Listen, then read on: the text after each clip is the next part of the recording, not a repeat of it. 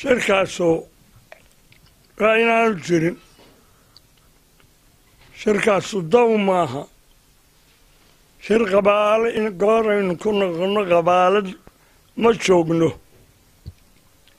waxaynu cuur ku weynay oo curad ku weynay qabaaladda baabi'inteeda iyadii haddaynu imika bilowno dee maraqe hambadeennaa israacaysa ceeb weeye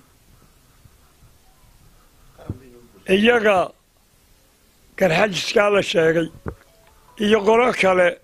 midna inuu ree hebel ku shiro ma aha xisbiyaa la furay dawlad baynu nahay xisbigu waa inuu shiraa oo xisbiga laga dhex hadlaa 3 xisbaa jira ninba kuu doonaha ka dhex hadlo laakiin reer baanu noo meel baanu ku shiraynaa dee waxaas waa magaxumo waa magaxumo waa magaxumo markaasu yuu dhicin yuu markaasu dhicin ragga odayaasha ah ee la yidhi shaqadaas ay abaabulayaan oy ku jiraan ama ka hadleen raggaas waa inay ka noqdaan nin madaxnimo doonayaa anaa ree hebelah inuu yidhaa dee waa dadkii iyo dalkiiba wuu iska xidha isagaa dalkii iyo dadkiiba iska xidhay xisbi baa lagu soo baxayaa ree hebel lagu soo bixi maayo shicibkuna dooni maayo dumarka iyo dhallinyarada iyo inaga ilaaliya fidna wadaa ninka saaka ree hebel bilaabaa waa fidnadoon hambadeennaa iyo hurdaduu naga kicinayaa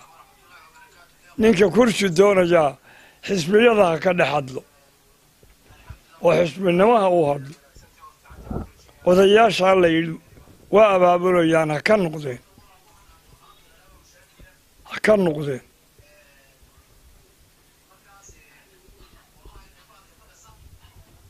ragaanan ku wadin sidaa inay yeelaan ayaa ku dhex hadalkii la iiga sheegay dee siyaasiyiintaasu ha ka baxda sidaa dadkuna shicibkuna yuu maqlin qabaalad rag iyo dumar miyi iyo magaalo qabaalad goorayna bilowna ma joogno maxamed suheer baynu qabaaladii ka baxnaynu walaalnay waynu walaalownay waabase soomaalilin iminka qabaalad ka dhex bilow ninkii xisbi ka hadlayaa ha ka hadlo laakiin ma ogolin qabaalad